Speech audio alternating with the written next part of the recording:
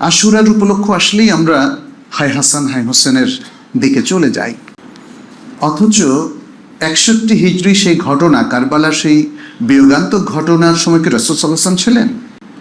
আশুরার ফজিলত কে বর্ণনা করেছেন? রাসূলুল্লাহ সাল্লাল্লাহু আলাইহি ওয়াসাল্লাম। এবং তিনি তার মক্কি জীবনেও বর্ণনা করেছেন এই বিষয়টা, আমল করেছেন, মাদানী জীবনেও করেছেন। ফলে আশুরার ঘটনা যদি কেউ বর্ণনা করতে চান তাহলে সেখান থেকে আসতে হবে। এটি হচ্ছে মূল ইতিহাস, এবং সেখানকার কি শিক্ষা সেটাও আমাদেরকে তুলে ধরতে হবে। এখানে আমরা দেখি যে বুখারী মুসলিমের যে বিখ্যাত হাদিস, সেখানে এসছে এইভাবে যে নবী সাল্লাল্লাহু আলাইহি ওয়াসাল্লাম যখন মদিনায় আসলেন, দেখলেন যে ইহুদিরা সিয়াম পালন করছে, আশুরার সিয়াম। তখন তিনি বললেন যে কেন তারা এই সিয়াম পালন করছে, অথবা তাদেরকে জিজ্ঞেস করলেন তোমরা কেন সিয়াম পালন করছো? তারা তখন বললেন যে এই দিনে, এই বিশেষ দিনে আল্লাহ সুবহানাহু ওয়া তাআলা মূসা এবং তার কওমকে নাজাত দিয়েছিলেন, ফিরাউন এবং তার কওমকে নিমজ্জিত করেছিলেন। ফলে মূসা আলাইহিস সালাম এই দিনে তিনি আল্লাহ শুকরিয়া আদায় করে সিয়াম রেখেছিলেন। আর আমরাও তাকে ইত্তেবা করে, দেখেন, তাকে ইত্তেবা করে আমরা সিয়াম পালন করছি। কি সুন্দর, কি সুন্দর ইতিহাস, পরিচ্ছন্ন ইতিহাস, আল্লাহকে মানে আল্লাহ শুকর করার ইতিহাস, আল্লাহকে স্বীকৃতি দেওয়ার ইতিহাস। কারণ রক্ষা করেছেন কে? আল্লাহ। আজকে মানুষ কত খাজা বাবা, অমুক বাবা, তমুক বাবার কাছে চলে যায় রক্ষা করার জন্য, কিন্তু সেই মানুষের প্রাচীন ইতিহাসও দেখেন সেখানে তাওহীদ আছে। মূসা আলাইহিস সালামের নেতৃত্বে যেহেতু এটা হয়েছে, আল্লাহ তাআলা তাওহীদের পক্ষকে বিজয় দান করেছিলেন। আল্লাহ তাআলা শিরক এবং আহলুশ শিরক তাদের মূলোৎপাটন করেছিলেন। সুতরাং আশুরার ইতিহাস হচ্ছে তাওহীদ আর শিরকের দ্বন্দ্বের ইতিহাস, হক এবং বাতিলের দ্বন্দ্বের ইতিহাস, যে দ্বন্দ্বটা পৃথিবীর একদম শুরু থেকে চিরন্তন দ্বন্দ্ব হিসাবে চলে আসছে। এবং এটা সে আদম আলাইহিস সালামের পরে প্রত্যেক নবীর যুগে প্রত্যেক উম্মতের মধ্যে ঘটেছিল, মূসা আলাইহিস সালামের পরে ঈসা আলাইহিস সালামের সময় ঘটেছিল, এবং সর্বশেষ নবী মুহাম্মদ সাল্লাল্লাহু আলাইহি ওয়াসাল্লামও তিনি হক এবং বাতিলের দ্বন্দ্বের মধ্যে তিনিও পতিত হয়েছিলেন। কিন্তু নবীরা সব হকের পক্ষে ছিলেন, শেষ পর্যন্ত আল্লাহ হককেই বিজয়ী করেছেন। যদিও আহলুশ শিরক, শিরক আহলুল কুফর, তারা পৃথিবীতে সবসময় প্রচুর বিপর্যয় সৃষ্টি করে, এখনো করে যাচ্ছে, করতেই থাকবে। সুতরাং আশুরার ইতিহাসটাকে আইডেন্টিফাই সঠিকভাবে করতে হবে। এই জায়গাটা আমাদের একটা ত্রুটি হয়ে যাচ্ছে।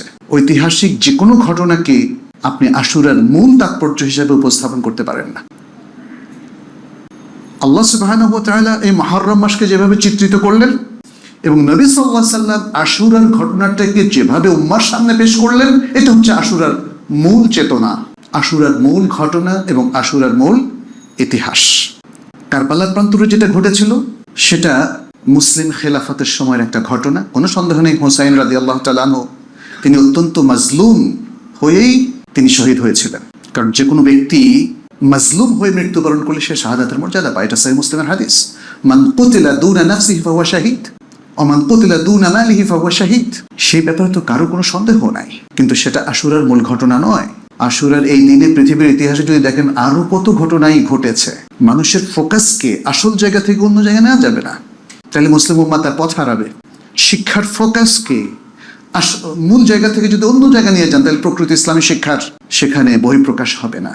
জাতীয় শিক্ষার মূল ফোকাসটা যদি আমাদের নিজস্ব কৃষ্টি কালচার, ইসলামিক কৃষ্টি কালচার এবং আমাদের মনন মেধা থেকে অন্যদিকে চলে যায়, তাহলে কিন্তু সেই শিক্ষাটা আমাদেরকে প্রকৃত শিক্ষিত করবে না। এটা আমাদেরকে বুঝতে হবে। এই জন্য আশুরার মূল ফোকাসটাকে নির্ধারণ করাটাকে খুব জরুরি মনে করছি। যে শিক্ষাই আমরা নেই না কেন, কোরআন হোক হাদিস হোক, যে শিক্ষা, তার মূল ফোকাসটা কি, শরিয়াতের মূল মাকসাদটা কি, মূল মোটিভটা কি, শরিয়া আসলে কি চাচ্ছেন, এই বিষয়গুলো আমাদেরকে জানতে হবে। আশুরার মূল বিষয়টাও সেই জন্য আমাদের জন্য এত গুরুত্বপূর্ণ। আমরা এই জন্য আশুরার ফোকাসটাকে যেন ঠিক করি, আর এই দিনে অথবা এই দিনের বাইরে জুলুমের যত ঘটনাই ঘটেছে সবকিছুর বিরুদ্ধে আমরা অবস্থান নেব। এটাই তো আমাদের ঈমান বলে, এটাই ইসলাম আমাদেরকে শেখায়, এটাই কোরআনের মূল বক্তব্য, এটাই হাদিসের মূল বক্তব্য। এখন কেমন যেন বিষয়গুলো হয়ে গেছে যে আশুরার মূল ফোকাসটা ঠিক করতে গেলে অনেকে মনে করে কারবালায় হয়তো কেউ একজন জালিমের পক্ষ নিচ্ছে। ব্যাপারটা তো মোটেই তা নয়, ব্যাপারটা কিন্তু মোটেই তা নয়। প্রত্যেকে তার নিজের মতো করে বুঝতে শুরু করে, আর সবাইকে রিফিউট করে, সবাইকে ভুল বলে, বিভ্রান্ত বলে। আসলে এই ধরনের অ্যানালাইসিসে যাওয়া যাবে না।